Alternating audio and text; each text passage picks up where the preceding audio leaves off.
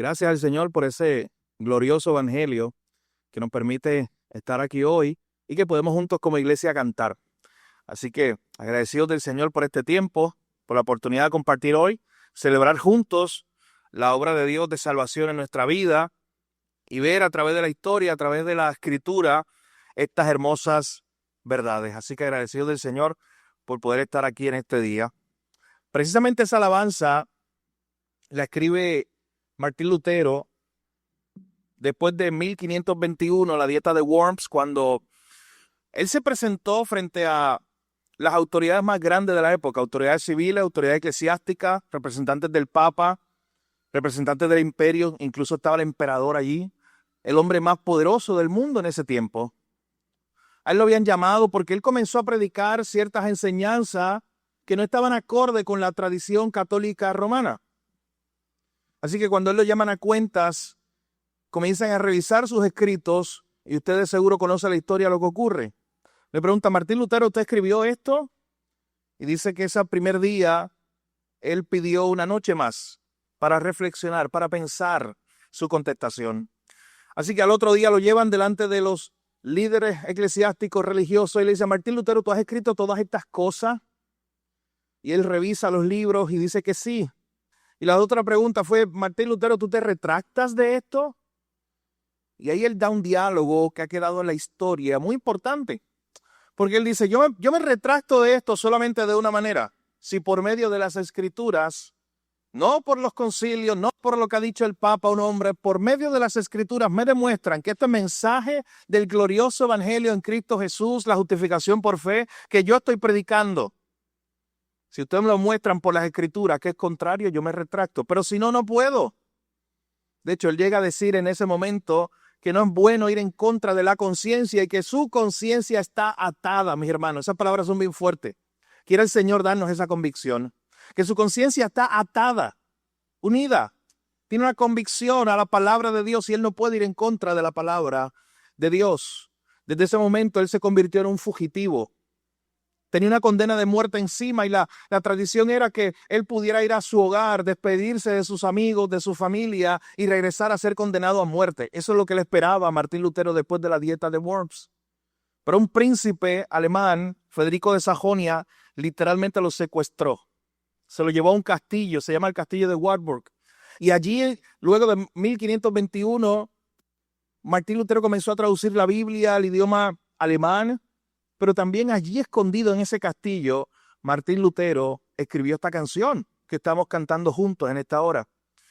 Y esta canción está basada en el Salmo 46, era su salmo favorito. De hecho, se dice que cuando Martín Lutero estaba en pruebas, él detenía todas las reuniones y en su casa, en la iglesia, en cualquier lugar y decía, oye, vamos a orar juntos, vamos a cantar el Salmo 46. Y de ahí nace poco a poco la canción. Pero lo interesante y lo que siempre me ha llamado la atención es que no era el castillo de Wartburg lo que lo estaba protegiendo en ese momento de los perseguidores. Era Cristo, era el Señor Todopoderoso, era ese Dios del Salmo 46, el Dios que es la fortaleza, el pronto auxilio en la tribulación y hace que este hombre escriba esta hermosa verdad que juntos cantamos hace apenas unos minutos. Hermano, cuando hablamos de la historia de la Reforma, es muy importante señalar que son verdades bíblicas que están aquí en el texto, que no las inventó Martín Lutero, que no las inventó Juan Calvino o cualquiera de los reformadores que usted pueda nombrar hoy.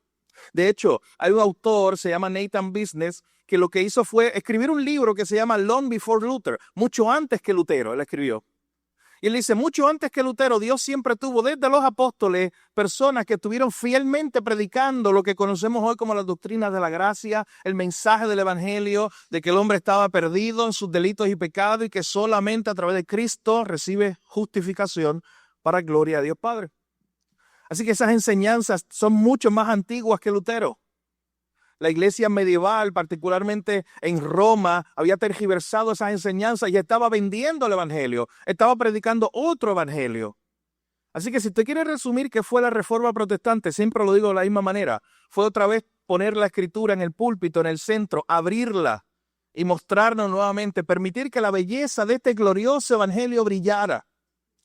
Usted ve ese siglo XVI y ver el siglo XVI es ver cómo la gloriosa verdad del evangelio comenzó a brillar otra vez, comenzó a predicarse otra vez.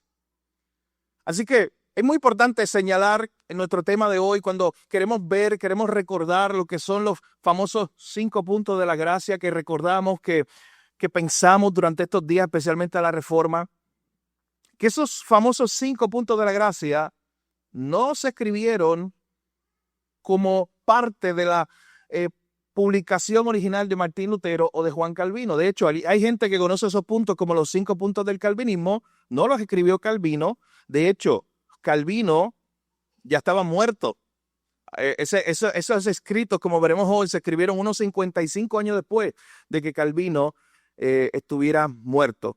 Así que tenemos que conocer un poco de la historia de lo que estaba pasando. La Reforma había comenzado en Alemania, se había distribuido a diferentes países, había llegado a Suiza especialmente, y desde Suiza estaba llegando a Inglaterra, a Holanda, y el mundo entero otra vez estaba traduciendo la palabra al idioma de las personas, estaba predicando el mensaje del Evangelio de que solo la salvación es en Cristo Jesús, de que tú no puedes comprarla, de que para ser justificado es solo a través de la gracia. Y ese evangelio comenzó a predicarse. Muchas personas fueron a Ginebra para estudiar bajo los pies de Juan Calvino o de su pupilo discípulo Teodoro de Beza. Y uno de los estudiantes de Teodoro de Beza fue un hombre llamado Jacobo Arminio. Y este hombre, Jacobo Arminio, era un holandés, había ido a estudiar bajo la tutela de Teodoro de Beza. Y cuando estudió allí, él se convenció bíblicamente, con mucha convicción, de que lo que se estaba predicando en la Reforma, las famosas doctrinas de la gracia que veremos hoy, eran las doctrinas bíblicas. Así que él regresó a su país, a Holanda. Él comenzó allí a predicar el evangelio. Y sabes que él era un pastor muy fiel, muy firme en sus enseñanzas y de mucha convicción. Pero un día hubo un debate allí en la ciudad, en su país, en Holanda, acerca de la predestinación. Hubo un día donde empezó a cuestionarse acerca de que si somos predestinados para salvación o no. Y ¿sabes qué? Cuando a él le tocó ir a la Biblia y pensar en ese tema, él flaqueó. Y ahí él comenzó a dudar. Y él no pudo dar respuesta. Y desde ese momento en adelante, él luchó con eso. Jacobo Arminio no era muy vocal. No pensemos que Jacobo Arminio estaba por las calles predicando, diciendo, tengo una nueva doctrina, tengo una nueva enseñanza. No, él ni publicó un libro, de hecho. Lo que pasa es que él fue profesor y desde la cátedra tenía mucha influencia entre los estudiantes que a su vez iban a ser pastores allí en Holanda. Así que lo que ocurre es que tras la muerte de este hombre en 1609, un grupo de pastores que eran seguidores de su enseñanza se reunieron y publicaron un documento. Y en ese documento ellos expresaban su teología. Y en esa teología ellos comenzaron a hablar de 5 puntos. Escúchalo bien. Elección condicional, expiación universal, depravación completa, gracia resistible e incertidumbre sobre la perseverancia de los santos. Fueron los 5 puntos que estos seguidores de Jacobo Arminio comenzaron a predicar o a enseñar y a publicar.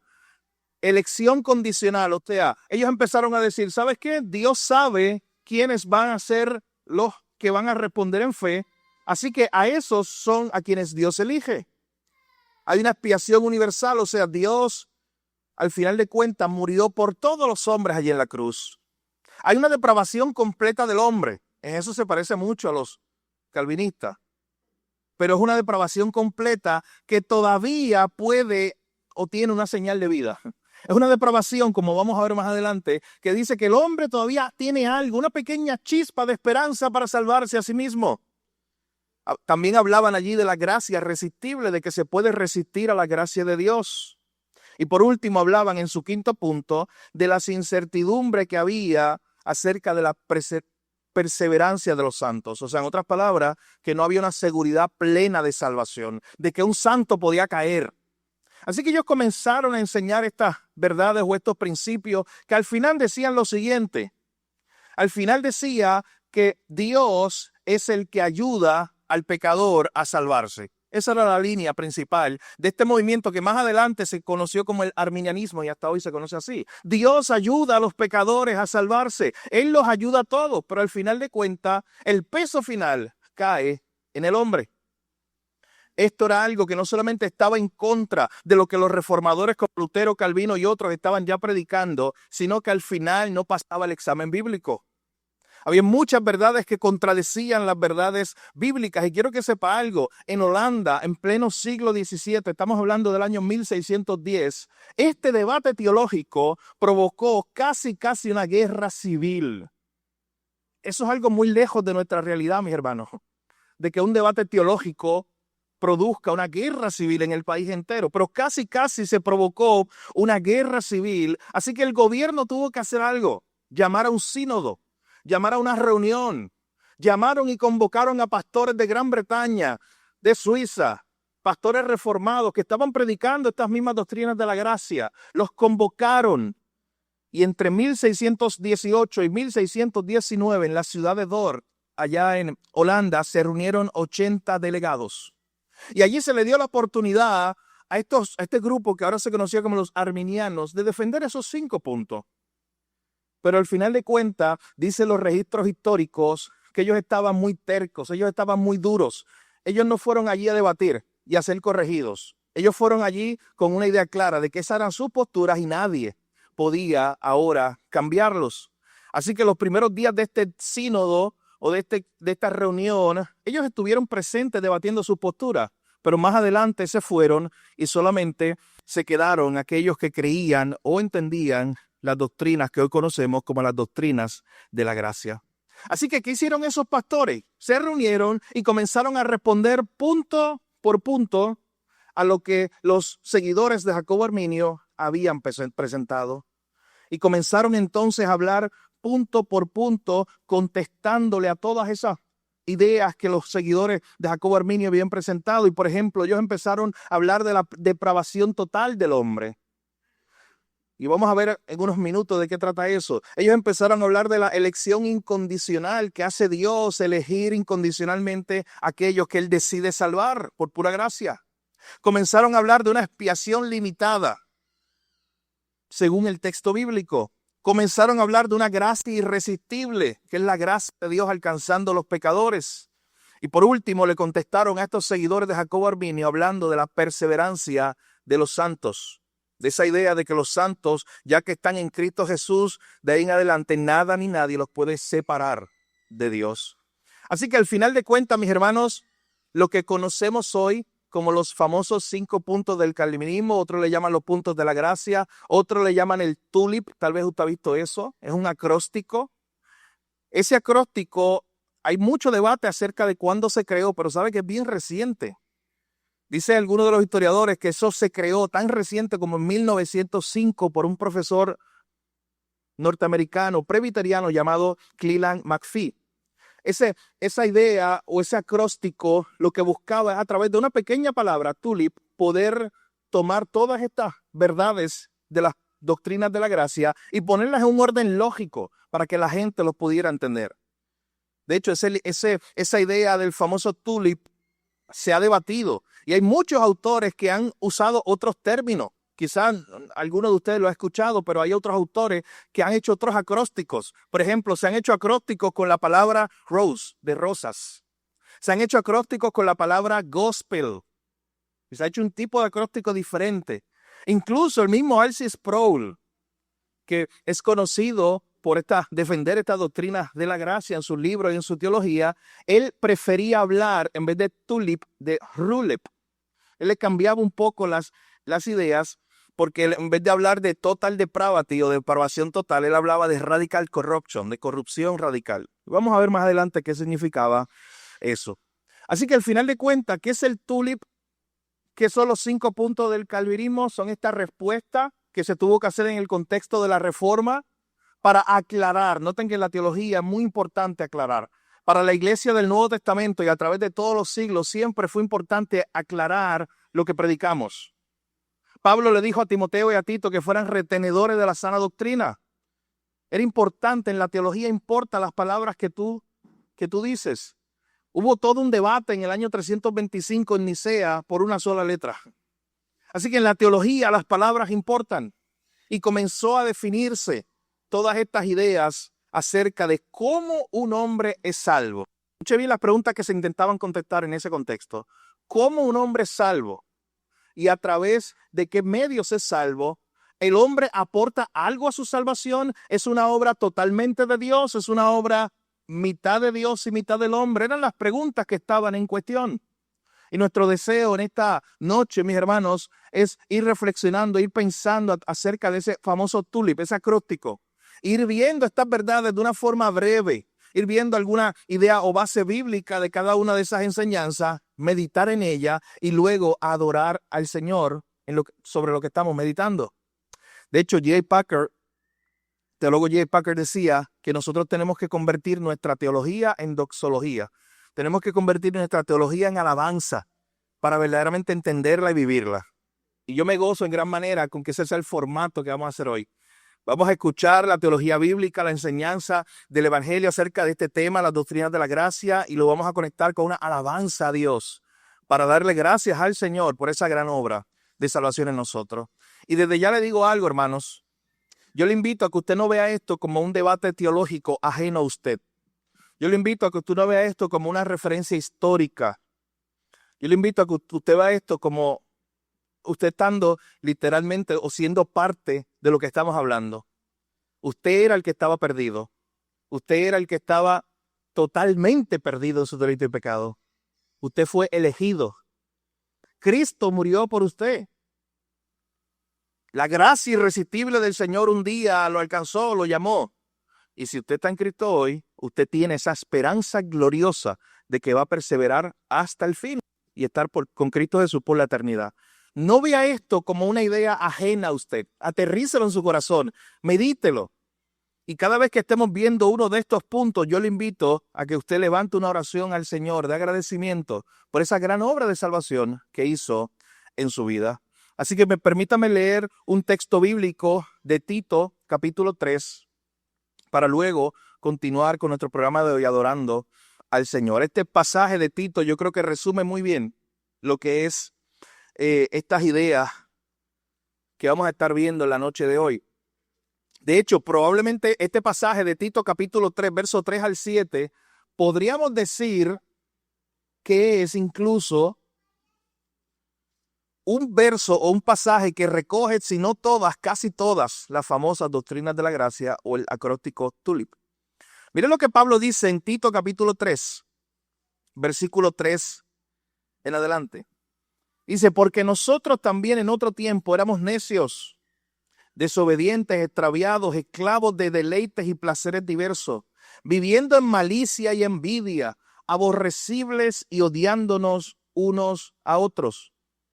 Pero cuando se manifestó la bondad de Dios nuestro Salvador y su amor hacia la humanidad, Él nos salvó, no por las obras de justicia que nosotros hubiéramos hecho, sino conforme a su misericordia por medio del lavamiento de la regeneración y la renovación por el Espíritu Santo, que Él derramó sobre nosotros abundantemente por medio de Jesucristo nuestro Salvador, para que justificados por su gracia fuéramos hechos herederos según la esperanza de la vida eterna.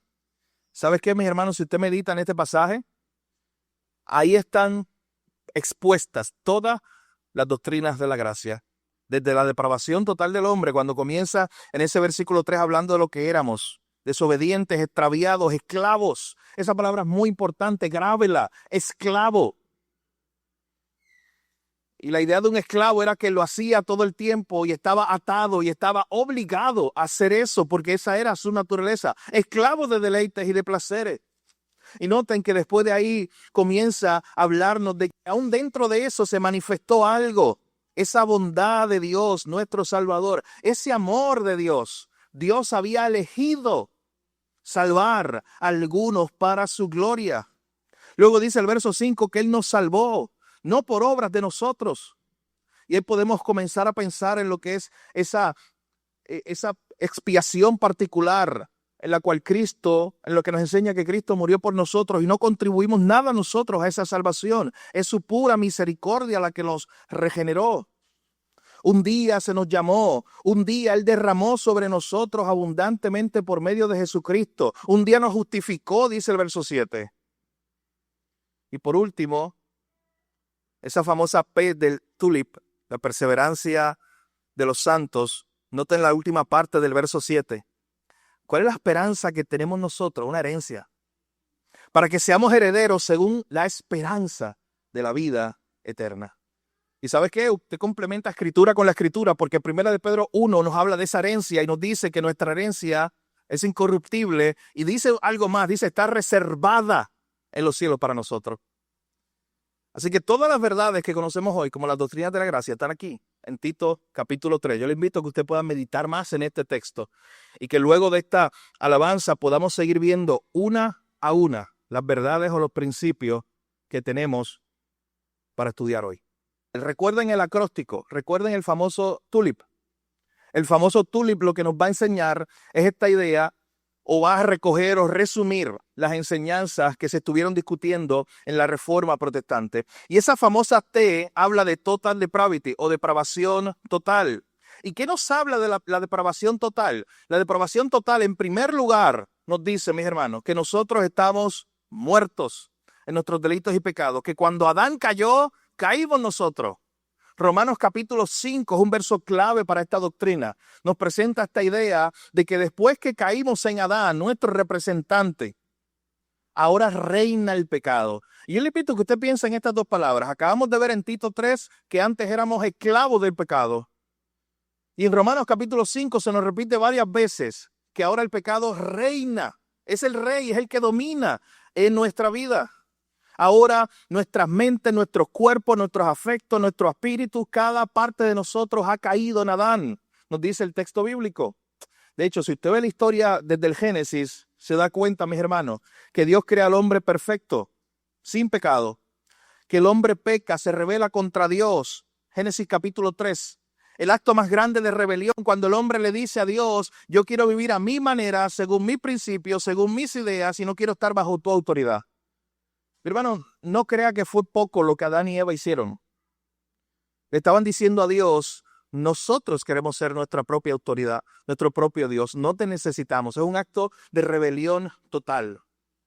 De hecho, cuando el hombre peca, noten, según la misma cronología bíblica, acompáñenme allá, usted empieza a ver, pasa a la página, va a Génesis 4, después de la caída. Y después de la caída, la primera historia es Caín y Abel.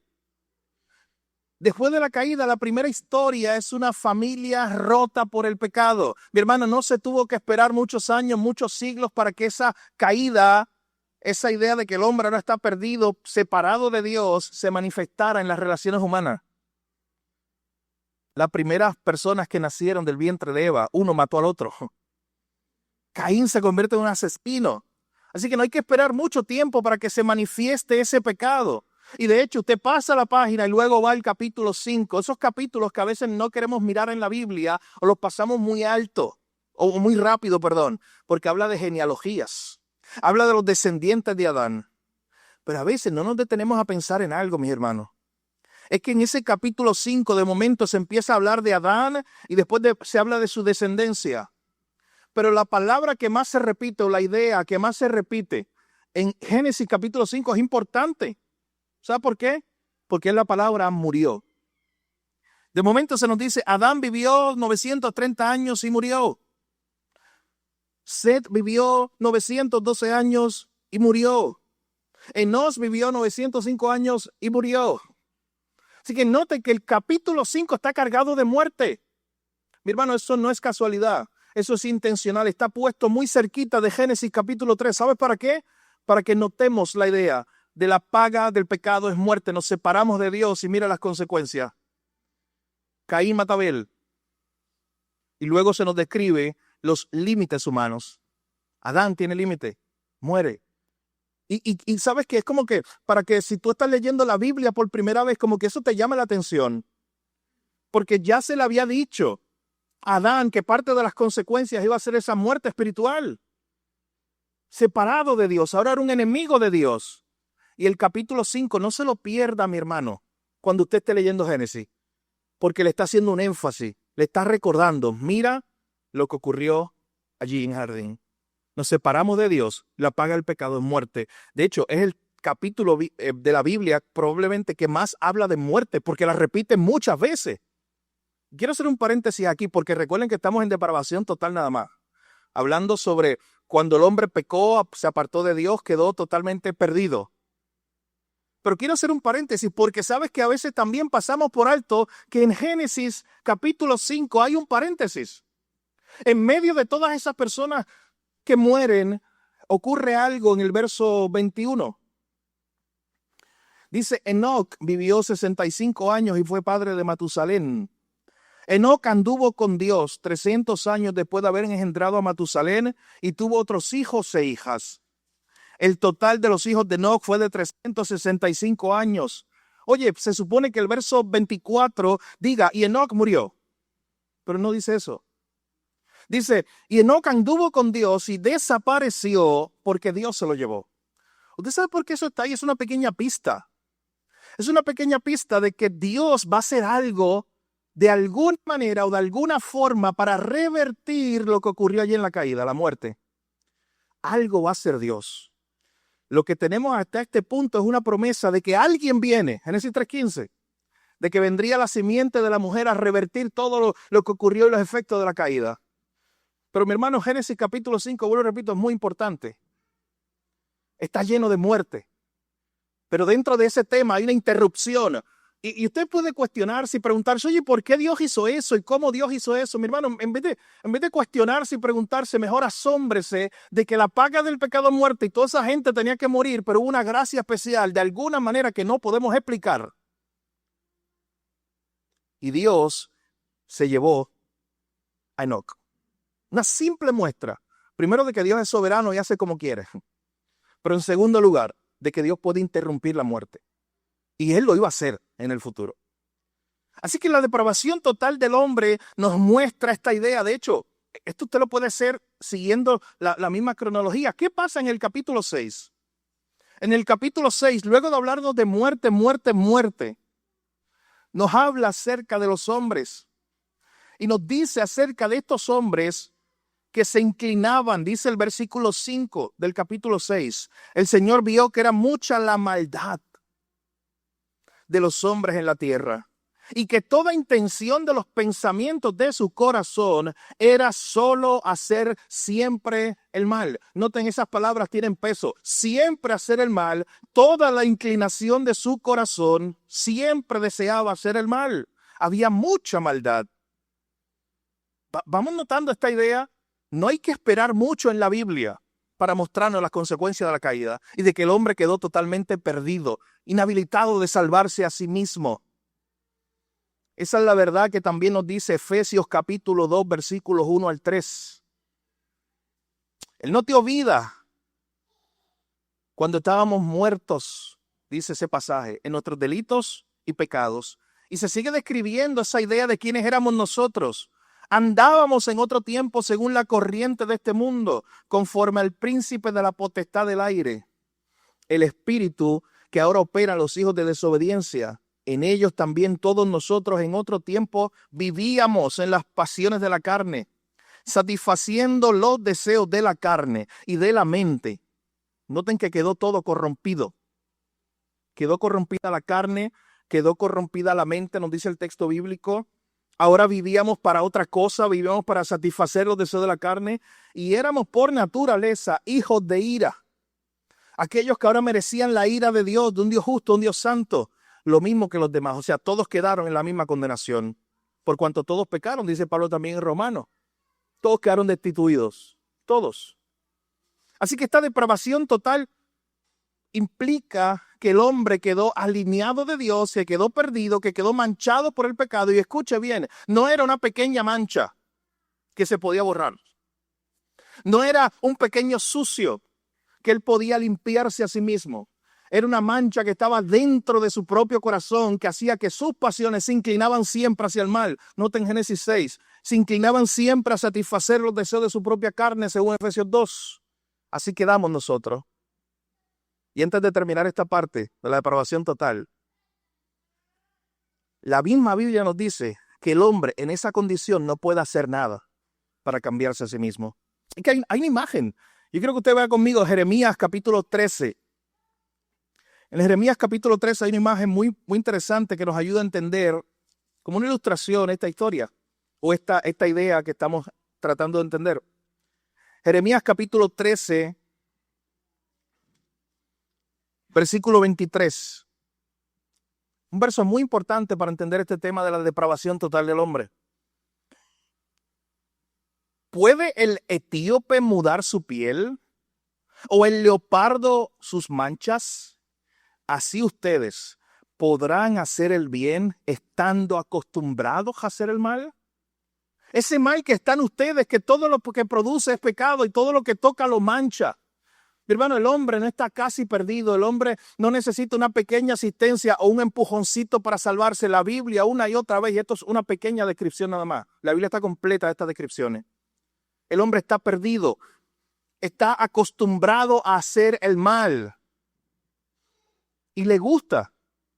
Esa es la peor noticia, ¿sabe? De hecho, quiero que sepa, el tulip empieza como empieza las noticias del Evangelio, con malas noticias. La depravación total del hombre. Y si usted no entiende la depravación total del hombre, no entiende por qué es necesario todo lo demás. Porque es necesario que haya una intervención que solamente pueda hacer Dios para salvar a ese hombre que está totalmente perdido. A ese hombre que no tiene esperanza de salvarse si Dios no hace una obra. El hombre no necesita un pequeño empujón. El movimiento arminiano, eso es lo que creía. El hombre está muerto. ¿Quieren otra imagen? El hombre no es que se está ahogando y necesita que alguien le tire el salvavidas para entonces él salir y salvarse. No. Esta es una imagen de alguien que está muerto, está en lo profundo del mar. No hay esperanza y tiene que haber una misión de rescate de alguien que entra a lo profundo del mar, a un cadáver, y vaya y lo saque de allí. Lo ponga en la orilla y lo resucite. No es un pequeño empujón. Si usted no entiende la T del tulip, la depravación total del hombre, nada más va a tener sentido ahí. Porque todo lo demás, la U, la L, la I, la P, todas las demás descripciones que veremos hoy, son simplemente la respuesta de Dios, lo que hace Dios para salvar hombres que no tenían esperanza para salvarse a sí mismos, porque estaban totalmente perdidos. De hecho, esa era tu condición y esa era la mía, y nunca dejes de sorprenderse de eso. Que tú nada podías hacer. El etíope no puede mudar su piel. Está hablando del hombre que no puede cambiar el color de su piel. No hay forma de hacer eso. El leopardo no puede quitarse sus manchas. Esa es su naturaleza. Y así está diciendo Jeremías, así somos nosotros, acostumbrados, inclinados a hacer el mal. ¿Sabes qué? Aún la gracia común de Dios se introduce en medio del pecado del hombre y Dios restringe el pecado.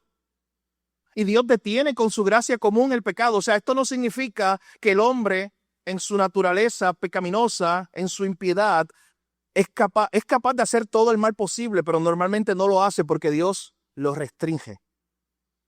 Hay una gracia especial de Dios. Y yo creo que usted sepa algo, no tiene que ir muy lejos para conocer esta primera doctrina. Usted empieza consigo mismo. Y usted sabe cómo su corazón, inclinado hacia el mal, y no había forma de que esa inclinación cambiara a menos que Dios hiciera algo. El hombre que quedó inhabilitado de su voluntad, su libertad quedó cautiva, en palabras de Lutero. Ahora es esta idea, usted conoce, y lo vamos a hablar más adelante, del libre albedrío del hombre.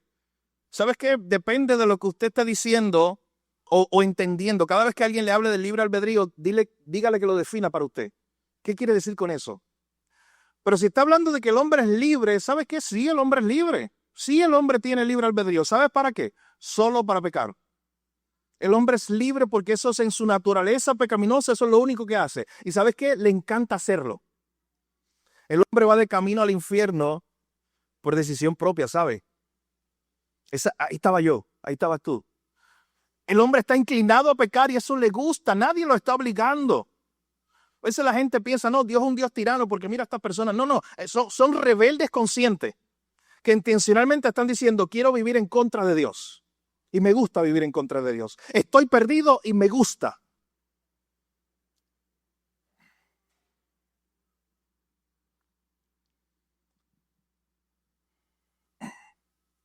Eso es algo muy fuerte, hermano. ¿Sabes por qué? Porque esa es la realidad de todos los que están alrededor de nosotros todo el tiempo. Era mi realidad. Pero es la realidad de todos los que están contigo, tus compañeros de universidad, tus familiares que están perdidos hoy. Esa es su realidad. Están perdidos y les gusta estar ahí. Y ahí se quedarán. Ellos entienden que se quedarán por siempre. La realidad de la depravación total del hombre debe crear un gran peso, un buen peso, en el creyente. En aquel que ahora ha escuchado las noticias del Evangelio y ha escuchado el resto del tulip, que habla de algo que hizo Dios. para cambiar esa realidad, para cambiar esa naturaleza, para cambiar esa voluntad. Porque si Dios no hiciera eso, allí todavía estuviéramos rodeándonos en el pecado, como el cerdo se revuelca en el bache, porque le gusta. Porque esa es su naturaleza. Tú no puedes cambiar eso. Él le gusta, el cerdo le gusta revolcarse en el bache, eso le gusta hacerlo. Es su naturaleza. Y ahí estábamos nosotros. Algo tenía que hacer Dios. Y por eso le decía que necesitamos entender esto, porque si no entendemos la depravación total del hombre, esa es la mala noticia. No vamos a entender la gran buena noticia de salvación, lo que hizo Cristo Jesús para cambiar eso. Esta segunda letra de cuando usted tiene el acróstico del TULIP, Total Depravity, en segundo lugar, Unconditional Election o la elección incondicional, nos habla que si no fuera por un acto de Dios, de haber elegido para su gloria a algunos de los que estaban revolcándose en su pecado, iban de camino al infierno porque querían y les gustaba, y Dios se interrumpe, Dios los rescata. Algunos de ellos para su gloria, Dios elige que de esos Él quiere rescatar a algunos para su gloria, para que su gloria brille más. Tú sabes que Dios o Adán conocía a Dios solamente como creador en el inicio. Pero era una gloria más grande que solamente Dios sabe por qué, que Él se quería revelar como Salvador también. Y ocurre la caída y Dios empieza en el resto de la Biblia, después de la caída, a revelarse también como un Salvador. De hecho, no hay que esperar mucho. Vuelvo y repito, en Génesis 3:15 está la promesa, algo iba a ser Dios. El hombre quedó perdido, pero algo iba a ser Dios. Nosotros leímos a través de Efesios capítulo 1, hace apenas unos minutos, todas esas hermosas verdades que nos recuerdan que fuimos elegidos. Noten que comienza una alabanza, como decía el pastor Víctor, bendito sea el Dios, Efesios 1:3. Y Padre de nuestro Señor Jesucristo, que nos ha bendecido con toda bendición espiritual en los lugares celestiales en Cristo, porque Dios nos escogió en Cristo antes de la fundación del mundo, para que fuéramos santos y sin manchas delante de Él. En amor nos predestinó, por amor. Y noten que el pasaje de Efesios es muy claro, para que fuésemos santos y sin manchas delante de Él. Y una y otra vez dice este texto que Él lo hizo para su gloria, que Él lo hizo por el puro afecto de su voluntad. Efesios capítulo 1, verso 3 al 14, es un pasaje difícil de roer para aquellos que creen en las posturas conocidas como el arminianismo. Muy difícil de roer porque el arminiano cree que él puede y que esa es una de las razones que Dios en su soberanía antes de crear al hombre, Él vio quienes iban a creer y por eso los escogió. Pero la verdad bíblica nos dice que Dios hizo esto incluso antes de que nosotros hubiéramos nacido. De hecho, hay toda una pasaje bíblico, si usted quiere conocer más sobre este tema, Romanos capítulo 9, que no tenemos el tiempo para describirlo completo, pero usted lo puede leer. Y en Romanos capítulo 9 se nos describe, mis hermanos, esa elección de Dios. Particularmente se nos habla de Jacob y Esaú. Y miren lo que dice en Romanos capítulo 9, del verso 14 en adelante. ¿Qué diremos entonces? ¿Que hay injusticia en Dios? De ningún modo. Porque Él dice, tendré misericordia del que tenga misericordia y tendré compasión del que yo tenga compasión. Así que no depende del que quiere ni del que corre, sino de Dios que tiene misericordia. Porque la Escritura dice a Faraón, para esto mismo te he levantado, para demostrar mi poder en ti y para que mi nombre sea proclamado por toda la tierra. Así que Dios tiene misericordia del que quiere y el que quiere endurece. Para mí una de las mejores explicaciones de ese pasaje la dio R.C. Sproul en este libro que se llama Escogidos por Dios, acerca de qué significa eso de que Dios permite que algunos sean endurecidos. Y literalmente lo que él, o en sus corazones, lo que él explica en palabras cortas es que Dios tiene una gracia común que restringe el pecado todo el tiempo. Y cuando Él endurece el corazón de estos que quieren hacer su propia voluntad, es como si Dios le dijera, pues haz tu voluntad, toma, vete. Y Dios quita esa gracia común y ellos se siguen endureciendo y perdiendo cada vez más y más y más en su pecado. Pero este pasaje, noten que esta es la parte final, cuando dice que Dios tiene misericordia del que quiere tener misericordia. Nos habla acerca, como les decía, de Jacob y Esaú. Y miren los versos anteriores Verso 10. Y con esto termino esta parte. Rebeca concibió mellizos de uno, nuestro padre Isaac. Porque cuando aún los mellizos no habían nacido y no habían hecho nada, noten que entonces está poniendo el peso en que la salvación o la elección no vino por algo que ellos hicieron. Está muy claro este texto. Aun cuando ellos no habían nacido, no habían hecho algo ni malo ni bueno, para que el propósito de Dios conforme a su elección. Este pasaje es clave, mi hermano. El propósito de Dios conforme a su elección, no dependiendo de lo que Dios sabía que un día iba a hacer Esaú. De hecho, quiero hacer un paréntesis aquí. Si Dios hubiera visto de antemano, bueno, Dios lo sabía, pero si Dios hubiera dependido la salvación, darle la salvación a alguien, usted podría argumentar que se la merecía más en méritos humanos Esaú que Jacob, por méritos humanos, según lo que nos narra el libro de Génesis. Y eso es lo que impresiona. Lo que dice el versículo 12, se le dijo a Rebeca, el mayor servirá al menor, tal como está escrito, a Jacob amé, pero a Esaú aborrecí. ¿Sabes que hay mucha gente que lucha con este texto? De hecho, Charles Spurgeon, creo que él es el que mejor ha contestado ese debate que hay sobre ese texto. A Jacob amé y a Esaú aborrecí. Él dice, ¿sabes qué? A la gente por ahí lo que le sorprende es que Dios ha llamado a Jacob, es que Dios haya aborrecido a Esaú. ¿Cómo que Dios va a aborrecer a un hombre? Así porque sí.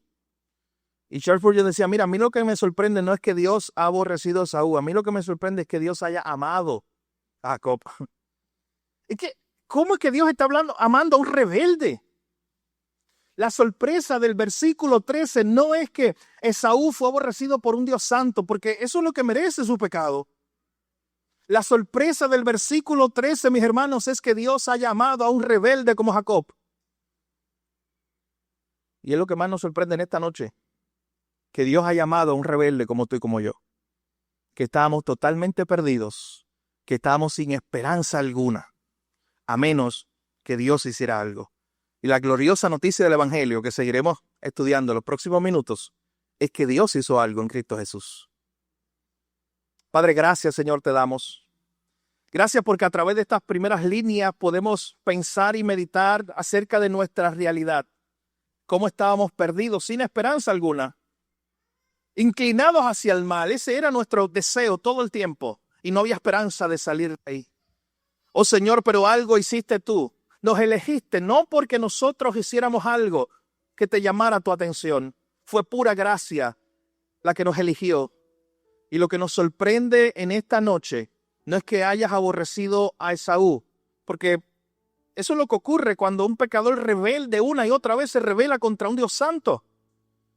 Oh Señor, lo que nos sorprende, y te pido que salgamos todos sorprendidos de aquí todos los días de nuestra vida, es que tú hayas amado a Jacob. Es que tú nos hayas amado y nos hayas elegido a nosotros, rebeldes también.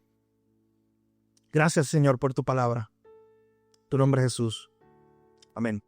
El hombre quedó totalmente perdido, sin esperanza de salvación, a menos que Dios hiciera una obra. Y precisamente comienza a enseñarnos la Biblia que hubo una elección, que Dios desde antes de la fundación del mundo eligió mostrar su amor, su gracia, su misericordia. Algunos para su gloria. Todos merecían ira. La ira de un Dios santo, porque éramos rebeldes. Pero algunos de ellos recibieron misericordia por pura gracia. Luego de esa elección tenemos que preguntarnos cómo es que eso ocurre. ¿Cómo es que en la práctica se nos hace llegar esa salvación? ¿Cuál es el medio? ¿Cuál es la forma en que Dios toma para aquellos que fueron elegidos? Cambiarles su naturaleza y salvarlos y darles esperanza. Ya le decía que en Génesis 3:15 está la primera promesa de que Dios iba a hacer algo. Dios enviaría la simiente de la mujer que destruiría a la serpiente. Y desde ahí en adelante, sabes que el texto bíblico siempre está preguntándose, ¿y quién es la simiente de la mujer? Y la esperanza se ponía en algunos de los personajes. Por ejemplo, volviendo a Génesis capítulo 6, ¿sabes que la esperanza recayó en los hombros de Noé? Noé era un hombre justo y perfecto entre sus contemporáneos. De hecho, Dice el texto bíblico que Noé, versículo 29 de Génesis capítulo 5, su papá le puso su nombre diciendo: este nos dará descanso de nuestra labor y del trabajo de nuestras manos por causa de la tierra que el Señor ha maldecido. ¿Usted sabe lo que está haciendo su papá, Lamec? Está poniendo su esperanza por un momento y diciendo: la tierra ha sido maldita por el pecado. Tal vez este nos pueda ayudar. Y genuinamente, dicen muchos teólogos que Lamec creía, y muchos creían, que Noé podría ser esa respuesta a Génesis 3:15. Pero usted sabe lo que ocurre. Noé, luego de hacer la gran obra que hizo, a través de la cual fue salva su familia del cataclismo, del diluvio, luego de eso, tras bajarse de la barca, el texto bíblico nos muestra a un Noé embriagado y nos muestra una serie de pecados de él. Así que habría que esperar a otro. Y sabes que en la Biblia siempre está ese empuje, siempre está esa idea de hay que esperar a otro. Era David, y se nos muestra la gran caída de David. La caída de David fue estrepitosa y se muestra muy claramente en la Biblia para que nos demos cuenta que él no era el que estábamos esperando, que había que esperar uno más grande. Así que todo el Antiguo Testamento siempre se está empujando a eso. ¿Quién es la simiente de la mujer? ¿Quién es ese sacrificio? Ya Dios dio muchas señales. Bueno, en el mismo Génesis capítulo 3, cuando Adán y Eva se esconden, Dios inicia su búsqueda, Dios los llama. Y mientras ellos estaban escondidos con sus hojas de higuera, Dios hace algo. Les provee unas ropas y ahí empiezan, ropas de un animal para cubrirlo. Y ahí empieza una serie de imágenes en la Biblia que las va a ver recorrer todo el Antiguo Testamento. Dios establece a través de Moisés todo este sistema de sacrificio. Y el libro de Hebreos nos dice que ninguno de esos sacrificios salvaba. Entonces, ¿por qué lo hacían? Ninguno salvaba. Eran simplemente una muestra, apuntaban al sacrificio perfecto. Usted tiene imágenes, la de Génesis capítulo 22 es una gran imagen. Viene a mi mente esa escena cuando Abraham tiene que sacrificar a su hijo. Y es una gran imagen. El padre sacrificando al hijo y hay una provisión de por medio. Usted recuerda de camino al monte, la fe de Abraham es increíble según el mismo libro de Hebreos. Porque él era el hijo de la promesa. A través de Abraham serían cumplidas las promesas de Dios. Y cuando por fin nace el hijo, que Dios le diga que lo mate o lo sacrifique. Pero dice el libro de Hebreos que Abraham tenía una fe tan grande que sabía que si él lo tenía que matar, Dios es capaz de resucitar a los muertos. Imagínense. Para cumplir su promesa. Porque Dios siempre iba a cumplir su promesa. Así que cuando están de camino hay preguntas que hace Isaac. ¿Usted recuerda eso? Isaac dice: oye papá, aquí está el fuego, está el cuchillo. El hijo estaba cargando todo eso. Pero falta algo. Si vamos a ir a hacer un sacrificio, falta lo más importante. Y esa pregunta, ¿dónde está el cordero? ¿Sabes que esa pregunta queda como en el tintero de la historia, ahí detenida? ¿Dónde está el cordero?, pregunta Isaac. Y ahí usted ve la imagen, de momento, cuando el padre está a punto de sacrificar a su hijo. Eso simplemente es una imagen. El verdadero ocurriría después. Pero cuando eso está a punto de ocurrir, Dios ya tenía una provisión. Voy, repito, una imagen de que Dios iba a proveer. De ahí sale el famoso Jehová Jireh que conocemos. Ahí está en Génesis 22. Pero ¿sabes que hay un teólogo que dice: mira, esa pregunta de Isaac se quedó como en el tintero de la historia, todo el Antiguo Testamento, recorriendo página tras página de la historia del Antiguo Testamento, hasta que se contesta de una forma magistral. Usted abre el Nuevo Testamento, especialmente el Evangelio de Juan, y hay un hombre, Juan el Bautista, allí. Entra en escena preparando el camino del Señor y de momento Jesús aparece. Y Juan el Bautista lo reconoce y dice: he aquí el Cordero de Dios que quita el pecado del mundo. Como si la pregunta de Isaac hubiera quedado en el tintero de la historia hasta que Juan el Bautista la contestara. Y página tras página, historia tras historia del Antiguo Testamento siempre estuvo apuntando a eso. ¿Quién iba a ser el Cordero que quita el pecado del mundo? Que sería la expiación, que sería aquel que moriría en nuestro lugar, el sustituto. ¿Quién sería ese? Había imágenes, como le dije, hay muchas. Usted puede ver todo el Antiguo Testamento, hay muchas imágenes de eso. El libro de Levíticos contiene el famoso día de la expiación, cuando se presentaban dos dos ovejas o corderos, animales. Uno de ellos, el sacerdote ponía la mano encima como en representación de que todos los pecados del pueblo estaban cayendo sobre ese animal. Y ese animal era enviado al desierto. Era algo visible para el pueblo, para dejarle saber, Dios hizo algo, Dios tuvo que hacer algo. Para que la paga del pecado, que es muerte, alguien tiene que pagar la culpa, sea transferida en vez de ti para este. Y ese cordero o ese animal era enviado al desierto. Pero el otro animal, eran dos animales, el día de la expiación. El otro animal era sacrificado, su sangre era derramada para el perdón del pecado. Alguien tenía que morir. La pregunta era, ¿quién era? Y todo el Antiguo Testamento se prepara para ese momento. Era Cristo el que vendría a morir según la enseñanza del Nuevo Testamento. Todas las epístolas lo que hacen es mostrarnos o explicarnos las repercusiones de esa muerte de Cristo. Lo que hizo esa muerte de Cristo, para mí una de las que mejores los describe es Pedro. Miren lo que dice 1 de Pedro, capítulo 3, verso 18. Una gran descripción de lo que fue esa muerte, esa expiación de Cristo. Dice 1 de Pedro, capítulo 3, versículo 18, porque también Cristo murió. Cristo fue la respuesta de Dios. Fue el sacrificio que hizo Dios, que envió Dios para salvarnos. Porque también Cristo murió por los pecados una sola vez. ¿Por qué esto es tan importante? Bueno, porque en el Antiguo Testamento esos sacrificios tenían que ser constantes todo el tiempo.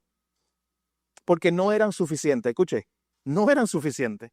Oye, pero qué gloriosa la verdad de Juan 19 cuando dice que allí en la cruz, Cristo pudo decir, consumado es, tetelestai. ¿Usted sabe lo que significa eso? Era un pacto, era una transacción completa, que no se le tenía que añadir nada. Y Cristo dijo, consumado es. He muerto. He pagado el precio. La ira de un Dios santo cayó sobre mí para que no caiga sobre ellos. Usted sabe que Matthew Henry, el puritano, dice que lo que pasó allí en la cruz es muy diferente a lo que pasó en Adán, el primer Adán. Y compara el primer Adán de Génesis, con el Adán de Cristo, según hace Romanos. Dice, mira, ¿sabes qué hizo el primer Adán? El primer Adán lo que hizo fue cuando Dios vino a llamar la cuenta por quién había pecado. ¿Usted recuerda lo que hizo el primer Adán? La mujer que me diste. Le echó culpa a ella. Que ella pague. Pero ¿sabe qué hizo el segundo Adán? Dijo, mi esposa es culpable, pero yo voy a pagar por ella. Qué glorioso es el segundo Adán. Qué glorioso es Cristo. Ella es culpable, no quita la culpa era nuestra. Pero yo voy a pagar por ella, dijo Cristo. Cristo murió por los pecados, por nuestros pecados, mi hermano, una sola vez y fue suficiente. El sacrificio de Cristo fue suficiente, no hay que añadirle. Y toda la teología arminiana recae en la idea de que el hombre tiene una capacidad para añadir a su salvación o al menos completar su salvación.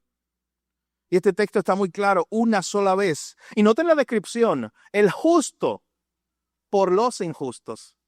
La Biblia lo muestra muy claro, tú y yo no teníamos méritos para ganarnos la salvación. Él fue el justo que murió por los injustos. Y murió, y esta es la parte clave del verso 18 para entender este punto del tulip, el limited atonement o la expiación limitada. Noten para qué murió Cristo. Para llevarnos a Dios. Así que la muerte de Cristo, por aquellos que Cristo muere, esas personas son llevadas a Dios. Porque para eso fue la muerte, para llevarnos a Dios. Él fue muerto en la carne, pero vivificado en el espíritu. La gloriosa noticia completa de que Cristo no se quedó en la tumba, sino que resucitó, como muestra de que el Padre había aceptado el sacrificio, el justo por los injustos para llevarnos a Dios. Así que, ¿sabes qué nos enseña 1 de Pedro 3:18? Que el sacrificio de Cristo fue efectivo, fue suficiente. Fue particular. A esta doctrina, a la L del tulip, limited atonement o expiación limitada, a ese dice que hay una corrupción radical fuera de Cristo, el que está perdido, y que necesitamos esa obra de salvación a través de Jesús, que necesitamos que Cristo nos salve Y él llama a esa idea la expiación, una expiación particular. Esa era la palabra que estaba buscando en mis redes.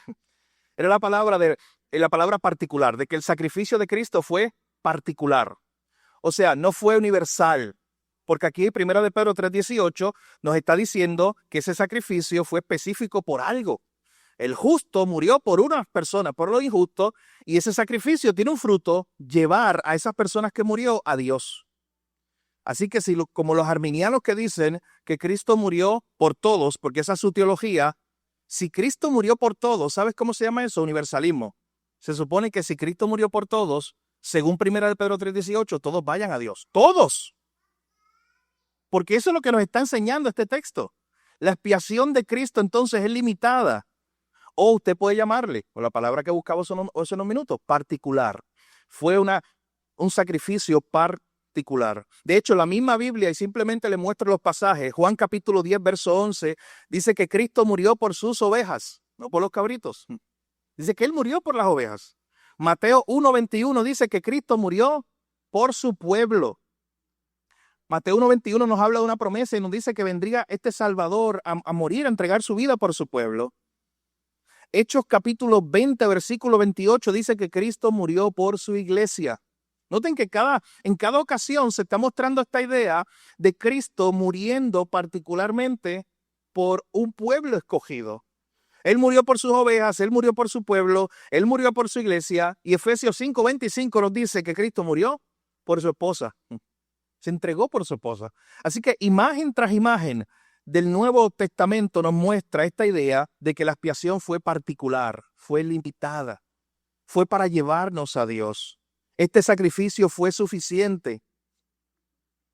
De hecho, hay un autor que dice que la expiación de Cristo, es este autor, Loren Bodner, en su libro de la predestinación. Y este libro es muy importante, se publicó en 1932, porque este libro es el responsable de que hoy conozcamos el tulipo. Porque ese famoso acróstico, él fue el que no fue el que lo creó, pero fue el que lo expuso a través de la publicación de su libro. Así que en este libro el autor nos dice y nos trata de explicar que aunque el valor de la expiación de Cristo es suficiente para salvar a toda la humanidad, es eficiente para salvar solo a los elegidos. ¿Notan el juego de palabras que él usa? Es suficiente, porque obviamente es el poder de Dios todopoderoso y soberano. Pero es eficiente, es particular. Dios escogió, eso su soberanía lo hizo así. Dios escogió que fuera eficiente solo para algunos.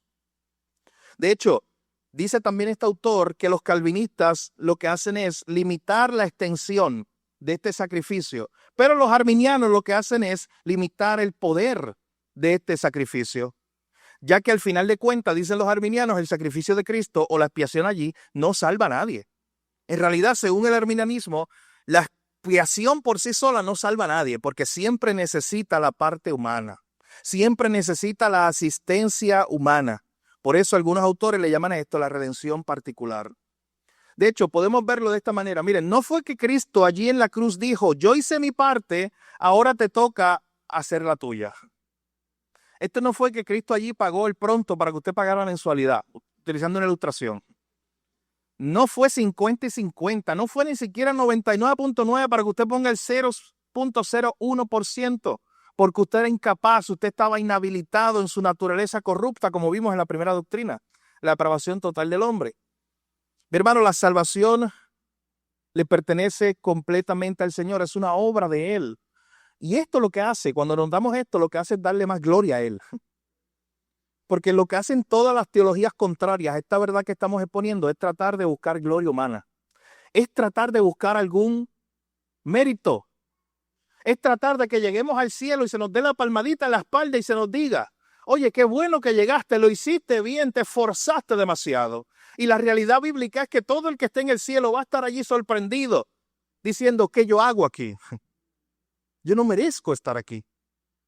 Y vamos a estar mirando a Cristo, adorando a Cristo, diciendo, por Él, yo estoy aquí por Él. Por lo que hizo Él. No por obra, dice Efesios, para que nadie se gloríe. De hecho, Jonathan Edwards, mi teólogo preferido, contesta esa presunción de las personas que dicen que tienen que contribuir a su salvación para sentir o tener algo de mérito. Y él decía, mira, está bien, vamos a decirlo así. Tú contribuiste algo. Lo único que tú contribuiste a tu salvación fue el pecado que la hizo necesaria. Lo único que tú contribuiste a tu salvación era lo pecador que era, que hizo necesario que Dios hiciera algo en Cristo para lograr salvarte. Mi hermano, escuche bien, la Biblia nos muestra que la salvación no fue un intento de Dios. Escuche bien, no fue que Dios trató de hacerlo. No fue que Dios puso algo en práctica. Déjame hacer esto, déjame enviar a mi hijo para morir, a ver si esto salva a alguien. No, mi hermano, es que desde antes de la fundación del mundo estaba separado. Pastor Víctor lo decía, Cristo también, el Cordero, había sido elegido para salvarnos. Era el plan de Dios, siempre fue el plan de Dios. Esto significa entonces que allí lo que ocurrió, mis hermanos, no es que Cristo hizo simplemente la salvación una posibilidad para ti, sino que Él la hizo una realidad para ti. Los arminianos creen que Cristo, a través de morir en la cruz, hizo posible la salvación. O sea, tú puedes salvarte ahora porque Cristo hizo algo, pero cae en ti. Pero la verdad que estamos exponiendo, la verdad bíblica nos recuerda que no es que Cristo simplemente hizo la salvación una posibilidad para el ser humano, no, Él lo hizo realidad. Él hizo lo que tú no podías hacer. Él hizo por ti. De hecho, la imagen que mostraba el pastor Víctor de Isaías capítulo 6, lo que cantamos hace unos minutos, es una imagen gloriosa que nos muestra el Evangelio. Yo todavía no entiendo, hace algún tiempo atrás, escuché un pastor hablando de una predicación que él había escuchado en algún momento. Incorrecta, una predicación incorrecta. ¿Se va a dar cuenta por qué? Estaba en Isaías capítulo 6 y el pastor que estaba en ese día predicando comenzó a decir, ¿sabes que Isaías capítulo 6, verso 1 dice en los días del rey Usías, en los días del rey Usías es que Isaías vio al Señor? Así comienza ese pasaje, Isaías capítulo 6. En los días que murió el rey Usías, Isaías vio al Señor. Nos da un contexto. De hecho, nos da un contexto que nos muestra que Isaías iba a ver un rey más glorioso que el rey que estaba en ese momento, que había muerto, que había sido un rey muy poderoso, el rey Usías. Y este pastor comienza a predicar y comienza a decir, hermano, usted tiene que matar su Usías para ver a Dios. Así como Isaías tuvo que esperar a que muriera Usías para él ver a Dios, hay un Usías en su vida que usted tiene que matarlo para que pueda ver a Dios. Y esa fue la predicación. Y de momento nosotros escuchábamos eso y decía, oye, pero ¿por qué no leyó un poco más? Para que notara la gloriosa verdad del Evangelio brillando en Isaías capítulo 6, brillando de una forma hermosa. Porque sabes que Isaías capítulo 6 precisamente nos muestra el Evangelio. Porque dice el texto que de momento Isaías tiene esta visión, unos ángeles Dios estaba en su trono sublime, alto.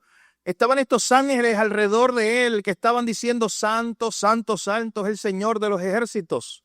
Llena está la tierra de su gloria. El rey que había muerto tenía una gloria humana. De hecho, era un rey bien poderoso. Lean en el Antiguo Testamento quién fue el rey Usías. Pero tenía una gloria local. Pero este rey que está viendo Isaías dice que la tierra está llena de su gloria. Todo se estremeció. Lo más que tembló allí fue Isaías, lo vamos a ver ahora.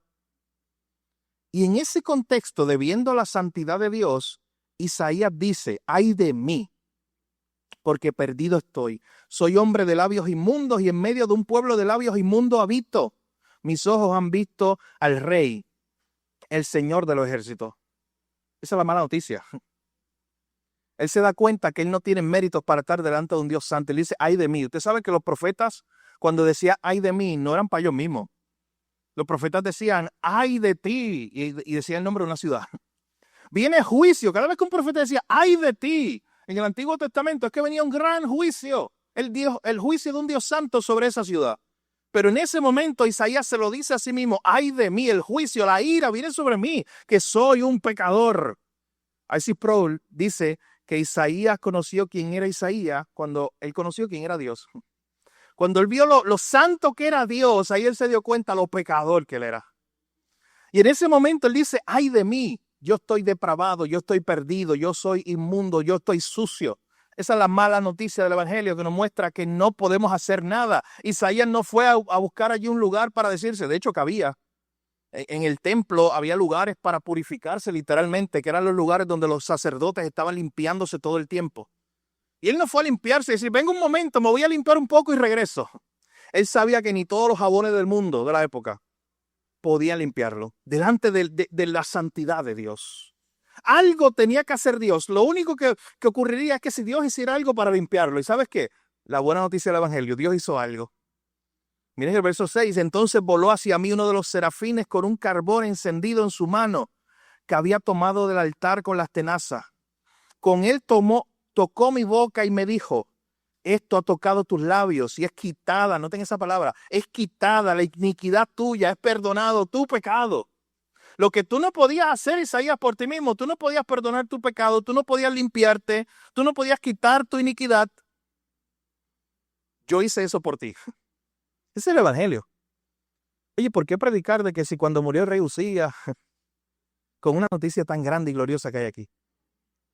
Pero hermano, las buenas nuevas de salvación nos dice que el hombre estaba perdido, que Dios empezó a hacer algo, que desde antes de la fundación del mundo Dios había elegido salvar a algunos para su gloria, para que su gloria brillara más. Y que Dios efectivamente envió el medio para traer esa salvación, no como una posibilidad. Por eso se llama expiación limitada o expiación particular, sino como una realidad. Cristo llegó, Él murió, y dice 1 Pedro 3:18 que ese sacrificio del justo por los injustos fue para llevarnos a Dios. Él abrió el camino, Él lo hizo. No es una posibilidad, no es simplemente algo para que usted complete la segunda parte. Es para que usted se sorprenda por el resto de su vida pensando y diciendo cómo yo, un pecador que es aborrecible delante de un Dios tan santo, puede tener esta salvación.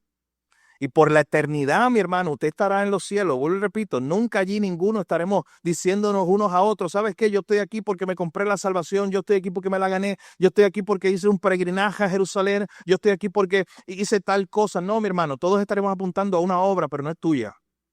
Es la obra de Cristo. Obra perfecta, obra completa, que salvó a aquellos que Dios quería salvar en su plan soberano. Vamos a orar. Padre, gracias, Señor, nuevamente por permitirnos ver esta hermosa verdad que nos recuerda esta expiación, nos recuerda este sacrificio, un sacrificio que fue perfecto, un sacrificio que fue completo, Señor. El justo por los injustos estaba allí muriendo para llevarnos a Dios. Oh Señor, no podíamos ir a Dios por nuestra propia fuerza, pero gracias a Dios, gracias a Cristo, que hizo ese sacrificio, esa expiación que fue suficiente, fue perfecta, Señor. Y hoy ninguno de nosotros se puede jactar de que contribuyó algo a su salvación. Lo que sí podemos hacernos es sorprendernos cada día de que rebeldes como nosotros ahora seamos hijos salvos. Aleluya. De que tengamos vida eterna. Gracias por ese sacrificio, Señor, porque fue uno perfecto. Gracias, Jesús. Amén. Qué hermoso cantar nuestra teología, cantar estas verdades que las podemos ver en la Escritura, que las hablamos. Pero qué bien le hace a nuestra alma. Usted sabe que todos los domingos yo le digo, yo creo que lo mismo a la iglesia allá en Ponce, antes de yo empezar a predicar. Luego del tiempo de la adoración, las alabanzas, a través de la música, yo le digo, oye, ¿sabes qué? Lo que acabamos de hacer, a través de los cánticos, tú estabas adorando a Dios, reconociendo a Dios por quién es Él. Tú estabas en segundo lugar recordándole a tu propia alma la grandeza de Dios, la santidad de Dios, el poder de Dios. Pero también tú se lo estabas recordando al que estaba a lo tuyo. Así que mira todo lo que ocurre cuando la adoración pública. Estamos adorando a Dios, reconociendo quién es Él. Estamos recordándole a nuestra propia alma que lo necesitamos recordar todo el tiempo. Esas verdades que estamos cantando. Pero también en este ejercicio, mientras cantamos, nos estamos recordando unos a otros ese glorioso intercambio que hubo allí en la cruz. Así que de nuestro acróstico ya llegamos a la última parte, el famoso tulip. Los últimos dos puntos es la I, la gracia irresistible, y la P, que es la perseverancia de los santos. Así que permítame estos últimos minutos hablar un poco acerca de ellos. Pero yo le invito a que usted vaya viendo el progreso. Pecadores que no tenían esperanza. Así empezó el tulip, la T. Depravación total. Pero Dios hizo algo. Dios eligió a algunos para mostrar su gloria, su poder. Dios envió a su Hijo, lo acabamos de ver, para morir por nuestros pecados. Y ese sacrificio fue perfecto. Fue particularmente por aquellos por los cuales Dios había destinado en su soberanía que iba a morir, para que ese sacrificio fuera completo y perfecto. Pero ahora veremos esa gracia irresistible, que eso tiene que ver con ese momento donde llega el llamamiento, donde esa noticia del Evangelio un día llegó a tu vida, donde tú escuchaste la gloriosa verdad que te decía que en Cristo Jesús hay salvación. Usted sabe que, hablando de Martín Lutero era un hombre en búsqueda de paz, literalmente, en búsqueda de salvación. Y llegó un momento donde él no la encontró, liso y deshizo, buscándola por medios humanos. Hasta que él dijo, ¿sabes qué? Yo me miré a mí mismo y vi imposible salvarme, pero miré a Jesús y vi imposible perderme. Mientras yo me miraba a mí mismo, intentando yo hacer todo lo posible, vi que era imposible salvarme, haciendo mis méritos, usando mis fuerzas. Pero miré a Jesús y vi que era imposible perderme. Y un día esa noticia llegó a mi vida. Un día escuché el mensaje. Y sabes que hay un contexto en el libro de los Hechos, capítulo 16, verso 14. Mira lo que ocurre cuando Lidia, esta famosa mujer que recibe a los apóstoles, usted ha escuchado la historia en Filipos, cuando el evangelio llega a Filipos. Dice Hechos capítulo 16 que allí comenzó Pablo a predicar y sus colaboradores. Y mientras Pablo predicaba, dice Hechos capítulo 16, versículo 14, lo siguiente. Estaba escuchando cierta mujer llamada Lidia de la ciudad de Tiatira, vendedora de telas de púrpura, adoraba a Dios. Y mientras ella escuchaba, miren lo que dice después, la última parte del verso 14, y el Señor abrió su corazón para que recibiera lo que Pablo decía. Mi hermano, si hoy tú estás en Cristo, tú pasaste por el mismo proceso.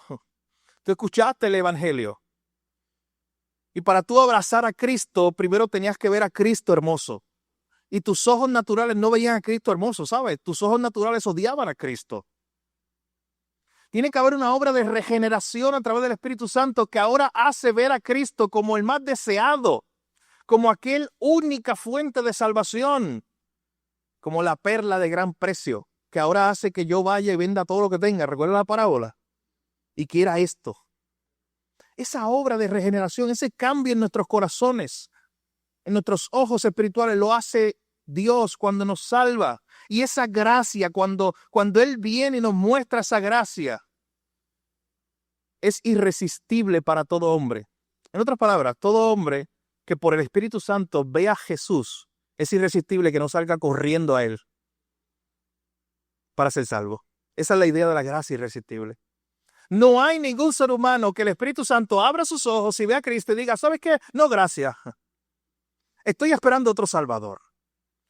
Quiero algo más grande. ¿Sabes que no hay algo más grande de Cristo en el universo? No hay algo más glorioso ni más hermoso. Así que cuando el Espíritu Santo abre el corazón del creyente a las hermosas verdades que le dicen que Dios hizo algo, que Dios envió un sacrificio, es de ese momento en adelante que el hombre empieza a tener un deseo que no tenía antes. Quiere correr a Cristo. Esa es la gracia irresistible. Allí Lidia estaba escuchando. Pero tuvo que haber esta obra de salvación. Dice que Dios abrió el corazón de ella para que ella recibiera lo que Pablo decía. Dios le da vida a personas que estaban muertas. Dios primero tiene que hacer esa obra de resucitación espiritual. Ahora nos da nuevos afectos. Ahora nos da nuevos deseos que antes no teníamos. El Padre entrega a Cristo para salvación a algunos. Y todos los que el Padre entrega a Cristo para salvación, todos acuden a Él. Nadie, vuelvo y repito, nadie al cual Dios y a través de su Espíritu Santo le abra los ojos, simplemente puede decir, no, gracias, no quiero esto. Porque eso es lo que hacíamos en nuestra naturaleza pecaminosa, natural. Pero ahora hay una obra de regeneración en nosotros. Mire lo que dice Juan capítulo 6, versículo 37 en adelante sobre esto. En Juan capítulo 6 se nos muestra muy bien esta idea. Juan capítulo 6, versículo 37, dice, todo el que el Padre me da, vendrá a mí.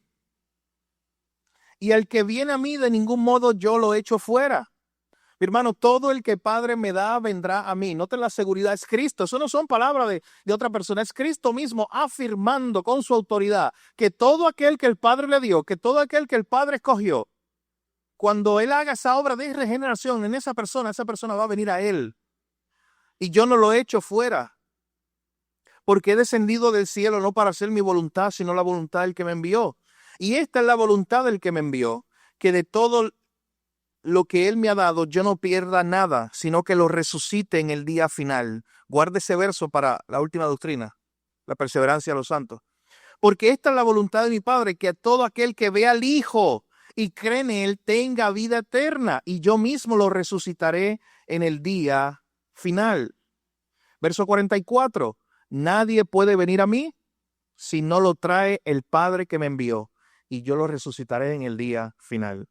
Todo aquel que el Padre trae, acude a Cristo, Cristo lo recibe, Cristo lo salva, y no hay forma, vuelvo y repito, explicando esta doctrina de la gracia irresistible, de que Dios abra el corazón de alguien y vea a Cristo y simplemente lo rechace. Así que esta gracia irresistible nos recuerda que esa salvación que ocurrió en la cruz es aplicada al creyente un día. Un día tú recibiste ese llamado externo, alguien predicó, alguien te habló de Jesús. Pero hubo también un llamado interno. Hubo ese momento donde Dios llamó a tu vida y ese llamado es irresistible. A R.C. Sproul le gusta desfigurar el tulip, él lo hace en este libro, y él cambia un poco esa idea, aunque es lo mismo, no es que él está en contra. Es que noten lo que hacen los teólogos, y un teólogo del calibre de R.C. Sproul. Porque R.C. Sproul, escuche bien, es un teólogo popular. O sea, que es leído por masa. Pero no quita que era un teólogo de alto calibre, un gran pensador. Y R.C. Sproul decía, pero yo quiero pensar en tal vez mejores palabras. Porque en la teología siempre hay que buscar la palabra que mejor describe lo que yo quiero decir, para ser más preciso. Y él le llama eso gracia efectiva, en vez de gracia irresistible. Dice, vamos a llamarle gracia efectiva. O sea, siempre que esa gracia llega al corazón de alguien, siempre es efectiva. Nadie la puede rechazar. Siempre es efectiva.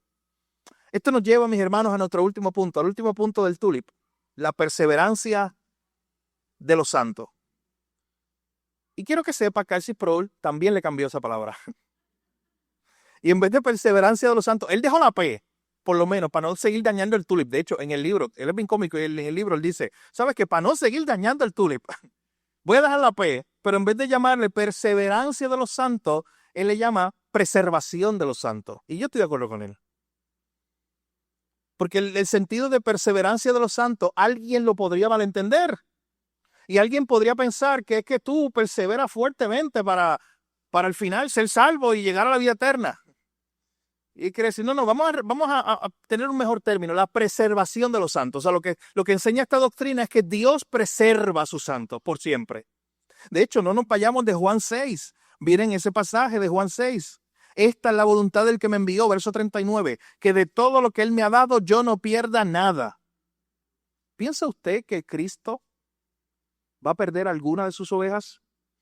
Sino que lo resucite en el día final. Esta es la voluntad de mi Padre, que todo el que vea al Hijo y cree en Él tenga vida eterna. Y yo mismo lo resucitaré, mi hermano. Él está afirmando que todo aquel que viene a Él tiene la esperanza de que será resucitado en el día final. Eso es la preservación de los santos. En Juan 10:29 también se nos dice que nadie puede arrebatarnos de la mano de nuestro Padre. Romanos capítulo 8 nos dice que incluso lo que era el enemigo más grande, ¿usted sabe cuál era el enemigo más grande del hombre? Era la muerte. De Génesis 3 lo vimos. Bueno, Génesis 5, siempre se va a acordar de Génesis 5, muerte, todos murieron. Así que el enemigo más grande, por eso Pablo en Romanos 8, 28 al 30, añade con énfasis la muerte, dice, ni aún la muerte, el que está en Cristo Jesús. Usted sabe que por ahí la gente se pasa diciendo, a mí me encanta decir esto en los funerales, particularmente, que la gente se pasa diciendo, lo más seguro que tenemos es la muerte. ¿Usted no escuchó eso? Eso es clásico, todo el mundo dice eso. Y a mí me encantaría a los funerales decir eso. Oye, yo escuché por ahí que lo que la gente impía del mundo diciendo, lo más seguro, él murió porque lo más seguro que tenemos es la muerte. Y yo aprovecho en ese momento para decirle, no, hay una mejor noticia. Los que están en Cristo, lo más seguro que tienen es la vida eterna en Cristo Jesús para siempre. Porque Cristo venció la muerte. Lo más seguro que tienen es esa vida eterna. Y Romanos 8 nos dice que nada ni nadie, Pablo está siendo enfático. Usted sabe todo lo que hace Pablo allí, recuerda las palabras. Ni lo alto, ni lo bajo. Él dice ni lo que venga, ni lo que pasó, ni lo que presente. Él está usando todas las posibles excusas que alguien pudiera decir, mira, ¿y esto me puede separar de Dios? ¿Y esto me puede separar de Dios? Y él quiere mostrar en ese pasaje que no hay nada, ni el enemigo más grande que era la muerte. Nada nos puede separar. Una vez en Cristo, somos preservados para siempre. Filipenses capítulo 1, verso 6. El que comenzó la buena obra en vosotros, la perfeccionará hasta el día de Jesucristo. Ese mismo pasaje de Romanos 8, hay otro principio, otras verdades donde nos dice, versículo 29, que a los que de antemano conoció también los predestinó a ser hechos conforme a la imagen de su Hijo, para que Él sea el primogénito entre muchos hermanos. Y noten el verso 30, a los que predestinó llamó, un día los llamó, con la gracia irresistible. A los que llamó, a esos también justificó. Y a los que justificó, mire lo que dice al final, a estos también glorificó. Decir que el hombre pierde su salvación es estar en contra de Romanos 8:30 y del resto de la Biblia, ¿sabes? Y de muchos otros versos. Decir que el hombre pierde su salvación pone el énfasis en el hombre y la responsabilidad en los méritos del hombre y no en la obra de Cristo. Note que lo que hemos tratado de hacer es poner el énfasis de la salvación en lo que hizo Cristo, no en nuestras obras, no en nuestros méritos. Y yo quiero que usted sepa algo, mi hermano. Esta doctrina no trata de lo fuerte que tú te puedes agarrar de Dios para no caer, sino de lo fuerte que te agarra Dios para que tú no caigas. Al revés. Esta doctrina de que Dios te preserva no es que aférrate a Dios para que tenga vida eterna hasta el final y es tu fuerza. No, no, no. Esta doctrina te pone el énfasis al revés y dice, no, no, mira y sorpréndete con lo fuerte que te está agarrando Dios, que nada te podrá arrebatar de su mano. Y serás preservado para siempre con Cristo Jesús. Pero hermano, nosotros podemos notar, y con esto cierro, la lógica de lo que hemos estado viendo. El tulip, aunque hay muchas maneras de verlo, al Cipro le cambia el orden. Hay otros autores que, como les decía, utilizan otros acrósticos que están muy bien también, el gospel, el roses o otros que han salido. Usted puede hacer el suyo, ¿sabe? Eso no está escrito en piedra, el tulip. Usted puede hacer el que usted quiera. Lo que pasa es que cuando se hizo el tulip, y hasta hoy todavía lo usamos porque pensamos que es un buen acróstico, que nos ayuda a entender y a memorizar incluso de forma más fácil estas verdades. Y de hecho, noten que cuando se hizo el tulip, tiene un orden lógico. Y con esto quiero cerrar. Lo hemos venido diciendo desde el principio. Un hombre depravado, muerto en sus delitos y pecados, solamente puede ser salvo a través de un acto soberano de Dios en la elección. Esos son los primeros dos.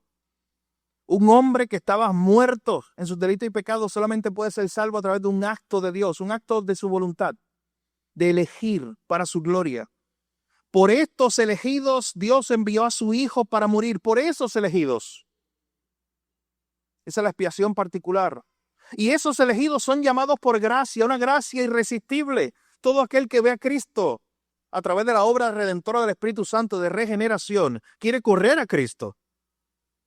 Y esos ahora están seguros en Jesús para siempre.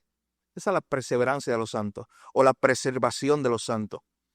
Y hermanos, no estudiemos estas historias o esta teología solamente como algo ajeno, como le decía al inicio, como algo ajeno a nosotros. Veamos esta historia poniendo a Dios, a Cristo en el centro. Él es el protagonista, no yo. Pero sabiendo que esta historia o esta teología o esta doctrina trata de mí. Yo era el que estaba ahí perdido, sin esperanza. Cristo me eligió, envió a su Hijo a morir por mí. Un día ese mensaje llegó a mí y fue irresistible. Y ahora estoy seguro en sus manos para siempre. Y tengo la esperanza de salvación. Personalícelo. Personalice la teología. Una de las maneras es cantándola, como hemos estado haciendo hoy. Al final de cuentas, mis hermanos, yo quiero terminar con lo que hizo Pablo. Luego de explicar las verdades gloriosas que hemos estado hablando. Todas estas verdades también se explican en el libro de Romanos. El famoso tulip está ahí también. Y cuando él va a terminar, él no se quiere detener sin antes hacer una alabanza, una doxología. Y él termina diciendo, este famoso pasaje que todos conocemos y le invito a que lo busque para cerrar con esto. Romanos capítulo 11. Después de hablar de estas gloriosas verdades de salvación que hemos estado considerando hoy, noten que la carta no se ha acabado, pero Pablo se tiene que detener a adorar al Señor. Romanos capítulo 11, verso 33. Luego de hablar de toda la salvación que Dios nos dio a través de Cristo por gracia, él dice esto: oh profundidad de las riquezas y de la sabiduría y del conocimiento de Dios. Qué profundo es esto. Cuán insondables son sus juicios e inescrutables sus caminos. Ninguno de nosotros, Pablo está diciendo, se nos hubiera ocurrido una salvación tan grande y tan gloriosa. ¿Quién ha conocido la mente del Señor? ¿O quién llegó a ser su consejero? ¿Quién fue que le dio a Dios esta idea de salvarnos a través de Cristo? Salvar a pecadores que estaban perdidos. ¿Quién llegó a ser su consejero? ¿Quién le ha dado a él primero para que se le tenga que recompensar? ¡Wow! ¡Qué impresionante ese verso 35! No fue algo que tú le diste a él y que él te está devolviendo el premio. Juan dice, nosotros lo amamos a él porque él nos amó primero, dice en una de sus cartas. Y termina el verso 36 resumiendo. Una expresión de alabanza hermosa con la cual podemos cerrar hoy. Por lo que hizo Dios en Cristo de salvar a pecadores y darles esperanza a aquellos que no tenían ninguna. De Él, por Él y para Él son todas las cosas. A Él sea la gloria para siempre. Amén. Que el Señor sea glorificado cada día, mi hermano, mientras meditamos en estas hermosas verdades. Padre, nuevamente queremos honrarte, queremos glorificarte, queremos darte gracia por la gran obra de salvación en Cristo. Señor, éramos nosotros esos rebeldes, inclinados siempre hacia el mal y que nos gustaba estar en esa condición.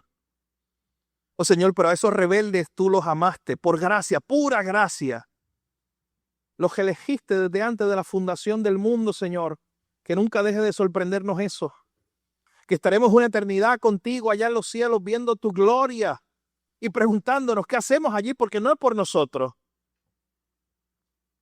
Señor, gracias porque un día ese mensaje de salvación llegó a nuestra vida. Tú abriste nuestros ojos y fue irresistible. No pudimos contenerlo y corrimos a ti.